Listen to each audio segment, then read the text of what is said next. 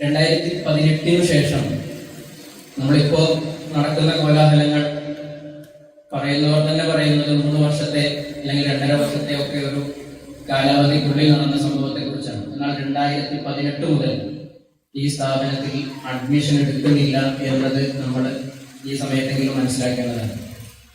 എന്ന് പറഞ്ഞാൽ 2018 മുതൽ ഈ സ്ഥാപനത്തെ മെല്ലെ മെല്ലെ മെല്ലെ നിർത്താൻ ആരോ പ്ലാൻ ചെയ്തിട്ടുണ്ടെന്ന് നമ്മൾ സംശയിച്ചാൽ ആ സംശയിച്ചത് അസ്ഥാനത്തല്ല എന്നാണ് എനിക്ക് തോന്നുന്നത്. പറയുമ്പോൾ പറയും അസൂയ കൊണ്ടല്ല, വിദ്വേഷം കൊണ്ടല്ല, ഇങ്ങനെയൊരു സംവിധാനം നിർത്താൻ ആഗ്രഹിച്ചത് കൊണ്ടല്ല എന്നൊക്കെ പല വാദങ്ങളും പറയുന്നുണ്ടാകും. പക്ഷേ 2018 മുതൽ ഇവിടെ അഡ്മിഷൻ ഇല്ല എന്ന് പറഞ്ഞാൽ 7 വർഷത്തോളമായി. ഇപ്പോൾ 7ാം ക്ലാസ്സിലുള്ള, നമ്മുടെ ക്ലാസ് അടിസ്ഥാനത്തിൽ പറഞ്ഞാൽ 7ാം ക്ലാസ്സിലുള്ള വിദ്യാർത്ഥികളാണ് ഇവിടുത്തെ ചെറിയ കുട്ടികൾ. അതിനുശേഷം ഇവിടെ ബാച്ച് എടുത്തിട്ടില്ല. ശരിക്കും പറഞ്ഞാൽ മർക്കസിന്റെ ചരിത്രം 40 വർഷത്തെ ചരിത്രമാണ് പറയാനുള്ളതെങ്കിൽ ആ 40 വർഷത്തെ ചരിത്രത്തിൽ ഇവിടെ ഇരിക്കുന്ന ഉസ്താദുമാർക്ക് ഒട്ടനവധി കാര്യങ്ങൾ പറയാനുണ്ട്. അതിന്റെ നിർമ്മാണ കാര്യത്തിൽ, നിർമ്മാണ വിഷയങ്ങളിൽ, ഇതിന്റെ മെയിൻ്റനൻസിൽ, ഇവിടെ പല സ്ഥാപനങ്ങളും ഉണ്ടാക്കുന്നതിൽ എന്ന് പറഞ്ഞാൽ അതിന്റെ കെട്ടിടം നിർമ്മിക്കുന്നതിൽ എന്നർത്ഥം. അതുമുതൽ ഇവിടുത്തെ അക്കാദമിക് കാര്യങ്ങൾ, അത് കേവലം ഈ വാഫി വഫിയ കോളേജുകളിൽ മാത്രമല്ല എന്നാണ് ഞാൻ മനസ്സിലാക്കുന്നത്. ഇവിടുത്തെ ബോർഡിങ്ങിന്റെ സ്ട്രക്ചറിൽ, അതിന്റെ അക്കാദമിക് സ്ട്രക്ചറിൽ എന്നർത്ഥം, ഹിഫ്ദ് കോളേജിന്റെ സ്ട്രക്ചറിൽ ഒക്കെ ഇവിടുത്തെ നമ്മുടെ ഉസ്താദുമാർക്ക് വലിയ പങ്കുണ്ട്. ഈ സ്ഥാപനത്തിന് ഇത്രയേറെ പ്രചാരണം ലഭിച്ചിട്ടുണ്ടെങ്കിൽ നമുക്ക് തീർത്തും പറയാൻ പറ്റുമെന്ന്, നമ്മളായതുകൊണ്ട് പറയല്ല, നമുക്ക് തീർത്തും പറയാൻ പറ്റും വാഫി വഫിയ സംവിധാനത്തിന് അതിൽ വലിയ പങ്കുണ്ട്. ആ പങ്ക് ഏതൊരർത്ഥത്തിൽ മെല്ലെ മെല്ലെ അവസാനിച്ചു കൊണ്ടിരിക്കുകയാണ് എന്ന് നമ്മൾ ഇവിടെ എത്തിയില്ലെങ്കിലും കുറച്ചുകൂടെ അടുത്തറിയേണ്ട ഒരു സന്ദർഭമാണ്. ഇപ്പോ കഴിഞ്ഞ കുറച്ച് സമയമായിട്ട് ഇവിടെ ഇങ്ങനെ ഒരുമിച്ച് കൂടാൻ നമുക്ക് പറ്റാത്തൊരവസ്ഥ. ശേഷം ഈ പ്രശ്നത്തിന്റെ ഒരു തുടക്കം എന്ന് പറയുന്നത് ഇവിടുത്തെ ഒരു കുട്ടിയുടെ കല്യാണം കഴിഞ്ഞപ്പോൾ ഉണ്ടായ ഒരു പ്രശ്നമാണ്. അവിടെ നിന്നാണ് പിന്നത് ഈ വിഷയം കത്തായി രക്ഷിതാക്കളുടെ, അതിലൊക്കെ പിന്നിൽ ഒരുപാട് കാര്യങ്ങളുണ്ട്.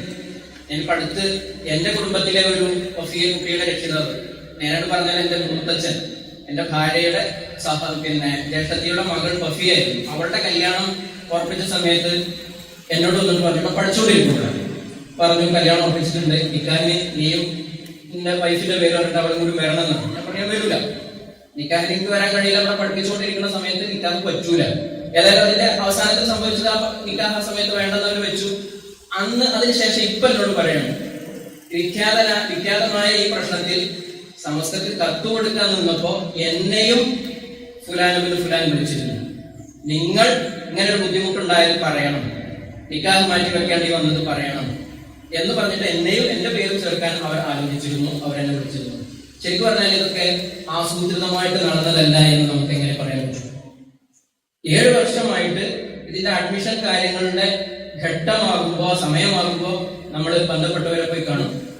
സയ്യിദ് ഹൈദരലി ശിഹാബ് നിങ്ങളുടെ ഓർമ്മ ദിവസമാണിന്ന്. തങ്ങളുടെ മുന്നിൽ കുടശ്ശേരി ഉസ്താദ് ഒരു അവസരം ഉണ്ടാക്കി തന്നിട്ട് പോയത് ഓർമ്മയുണ്ട്. കുടശ്ശേരി ഉസ്താദ് എന്തോ ഒരു ആവശ്യത്തിനാണോ പോയപ്പോ അഡ്മിഷന്റെ കാര്യം പറഞ്ഞു. ഏകദേശം 3 വർഷമൊക്കെ അപ്പൊ അഡ്മിഷൻ നിർത്തിവെച്ചു. അപ്പോ കുടശ്ശേരി ഉസ്താദിനോട് തങ്ങൾ പറഞ്ഞു, ആരാണ് ഇപ്പൊ അതിന്റെ കൈകാര്യം ചെയ്യുന്ന ആള്? അപ്പൊ ഉസ്താദിനപ്പോ എന്റെ പേരാണ് നാവിൽ വന്നത്, എന്നെ വിളിച്ചു. ഞാൻ ഉസ്താദിന്റെ ഹക്കീംസാന്റെ സമ്മതത്തോട് കൂടെ തങ്ങളുടെ അടുത്ത് ചെന്നു. തങ്ങളോട് പറഞ്ഞിട്ട് താങ്കൾ പറഞ്ഞ അഡ്മിഷൻ വേണമല്ലോ, നമ്മൾ ഈ വർഷം എന്തായാലും കുട്ടികളോട് എടുക്കണം. അപ്പൊ എന്താണ് ഇതിന് തടസ്സം? പറഞ്ഞു ഇങ്ങനെ ആളുകളൊക്കെയാണ് തടസ്സം നിൽക്കുന്നത്. അപ്പൊ തന്നെ തങ്ങള് ജനറൽ സെക്രട്ടറിക്ക് വിളിച്ചു. ജനറൽ സെക്രട്ടറി സാക്ഷാൽ സയ്യിദ് ഹൈദരലി ശിഹാബ് തങ്ങൾ അഡ്മിഷൻ എടുക്കണം എന്ന് പറഞ്ഞിട്ട് മുമ്പിൽ സമ്മതിക്കണില്ല. തങ്ങൾ എന്റെ മുന്നിൽ ചെറുതായിട്ട് ഒന്ന് ഇടങ്ങറായി. തങ്ങളെന്നെ എന്നോട് പറഞ്ഞു, ഞാൻ മുമ്പിൽ സെക്രട്ടറിയോട് പറഞ്ഞു, ഞാൻ നമ്പർ ഓഫിക്ക് കൊടുക്കാം എന്ന് പറഞ്ഞു. പിന്നെ ഞാനും മുമ്പിൽ, ചുരുക്കി പറഞ്ഞാൽ തങ്ങൾ പറഞ്ഞതുപോലും കേൾക്കാതെയാണ്, ഈ സ്ഥാപനത്തിന്റെ പ്രസിഡന്റ് പറഞ്ഞതുപോലും കേൾക്കാതെയാണ് അഡ്മിഷൻ നിർത്തിവെച്ചത് എന്നാണ് ഞാൻ പറഞ്ഞിരുന്നത്. ഇപ്പോഴും കാര്യങ്ങൾ അങ്ങനെയാണ്.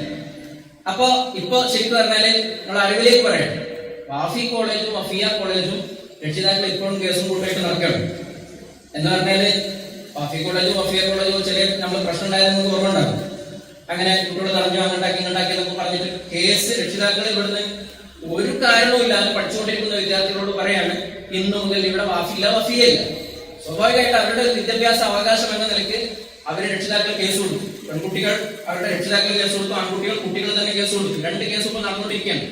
ഈ കേസ് ഇപ്പൊ നടത്തുന്നത് എന്തിനാണ് ഈ കേസ് ഇപ്പോഴും നീട്ടിക്കൊണ്ടു പോകുന്നത്? നമ്മൾ ആലോചിക്കേണ്ടത് ഈ കേസ് ശരിക്കും നടത്തിക്കൊണ്ടു പോകുന്നത് ഒരൊറ്റ വ്യക്തിയുടെ താല്പര്യമാണ്. ഇങ്ങനെയൊക്കെ ആണെങ്കിലും ഈ ഒരു സമയത്ത് നമ്മുടെ അനുജന്മാർ, നമ്മുടെ അനുജത്തിമാർ ഈ സ്ഥാപനത്തിന് ഉസ്താദുമാരാൽ നമ്മളെ ഉണ്ടാക്കിയെടുത്തിട്ടുള്ള ഒരു യശസ് ഈ വർഷം വരെ അത് നഷ്ടപ്പെടുത്താതെ നമ്മുടെ കുട്ടികൾ, നമ്മുടെ അനുജന്മാര്, അനുജത്തിമാര് അത് നിലനിർത്താൻ ശ്രമിച്ചിട്ടുണ്ട്. കഴിഞ്ഞ വർഷം സോഫിയ കോളേജിൽ ഫെസ്റ്റിന് അവരുടെ ഓവറോൾ ചാമ്പ്യൻഷിപ്പ് നഷ്ടപ്പെട്ടു. അവര് റണ്ണറപ്പായി മാറി. ഈ വർഷം അവരത് തിരിച്ചു പിടിച്ചു. വമ്പിച്ച പിന്നെ മാർജിൻ വ്യത്യാസത്തിൽ തന്നെ അവർ തിരിച്ചു പിടിച്ചു. ഇവിടെ ഞാൻ പറയുന്നത്, നമ്മൾ ഇവിടെ ഉണ്ടാക്കിയെടുത്ത ഈ ഒരു എന്തായാലും പറയാനറിയില്ല പശ്ചാത്തല സൗകര്യം അതിപ്പോഴും നമ്മൾ കെടാതെ സൂക്ഷിക്കാൻ ഉസ്താദുമാരുടെ ആശീർവാദത്തോടു കൂടെ നമുക്ക് പിന്നെ നിലനിർത്താൻ സാധിച്ചിട്ടുണ്ട്. നമുക്ക് ഇസ്ലാം തരീഖൻ എന്ന് പറഞ്ഞതുപോലെ ഇതിവിടെ മെല്ലെ മെല്ലെ തുടങ്ങി. ഈ ഒരു ഘട്ടത്തിലേക്ക് ഇപ്പോൾ നമ്മളെക്കാൾ മുമ്പ് ഇപ്പോൾ പി സി ഉസ്താദിനും ജാഫർ ഉസ്താദിനും ഉസ്മാൻ ഉസ്താദിനൊക്കെ അറിയാം. ഇവിടെ ആകെ ഈ വലിയ കെട്ടിടത്തിൽ ഉണ്ടായിരുന്ന ചെറിയ സൗകര്യം അത് ഓരോ വർഷമാകുമ്പോൾ കുട്ടികളെ എടുക്കാൻ വേണ്ടിയിട്ട് ഇങ്ങനെ മെല്ലെ മെല്ലെ മെല്ലെ നീട്ടിക്കൊണ്ട് ഇങ്ങനെ പോയിരുന്ന സമയം ഇപ്പൊ ഇമാമിന്റെ മീറ്റിംഗ് ഉണ്ട്. ഇമാം ഇവിടെ നമ്മുടെ പിന്നെ ഫ്ലോറ് പൊട്ടിപ്പൊടുന്ന സമയത്ത് ചെയ്യണം എന്ന് പറഞ്ഞു 5-6 ലക്ഷം റുപ്യ എന്റെ ഒരു ഓർമ്മ ശരിയാണെങ്കിൽ കുറച്ച് മുമ്പ് നമ്മളതിൽ പിന്നെ ഇറക്കി. അതേപോലെ തന്നെ മേലേക്ക് നമ്മൾ എടുത്തത് അത് സ്ഥാപനത്തെക്കാളേറെ ഇവിടുത്തെ അധ്യാപകരുടെ മേൽനോട്ടത്തിലാണ് അത് ചെയ്തിട്ടുള്ളത്. അങ്ങനെ ഒരുപാട് കാര്യങ്ങൾ.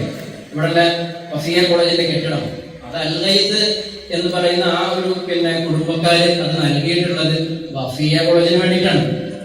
അത് വഫിയ കോളേജിന് നടക്കണം. അത് വഫിയ കോളേജിന്റെയാണ് ഖിയാമത്ത് നാൾ വരെ നടക്കേണ്ടത്. അതിൽ നമുക്ക് ആ ഒരു അർത്ഥത്തിൽ മതകീയമായ ഉത്തരവാദിത്തമുണ്ട്. അത്തരം കാര്യങ്ങളൊക്കെ നമ്മൾ മനസ്സിലാക്കി നമ്മുടെ ഇനിയുള്ള പ്രവർത്തനങ്ങൾ അതിനൊക്കെ വേണ്ടിയുള്ള ഒരു രീതിയിൽ ചിട്ടപ്പെടുത്തുകയാണ് വേണ്ടത്. അള്ളാഹു അതിനെ തൗഫീഖ് നൽകുമാറാകട്ടെ എന്ന് പ്രാർത്ഥിച്ച് ഞാൻ അവസാനിപ്പിക്കുകയാണ്. അള്ളാഹു നമ്മുടെ ഈ കൂടെ കുട്ടിയെയും ഒക്കെ സ്വാലിഹായ കർമ്മമായി നമ്മിൽ നിന്ന് കബൂൽ ചെയ്യുമാറാകട്ടെ. അൽഹംദുലില്ലാഹി റബ്ബിൽ ആലമീൻ. അസ്സലാമു അലൈക്കും വറഹ്മത്തുള്ളാഹി വബറകാതുഹു.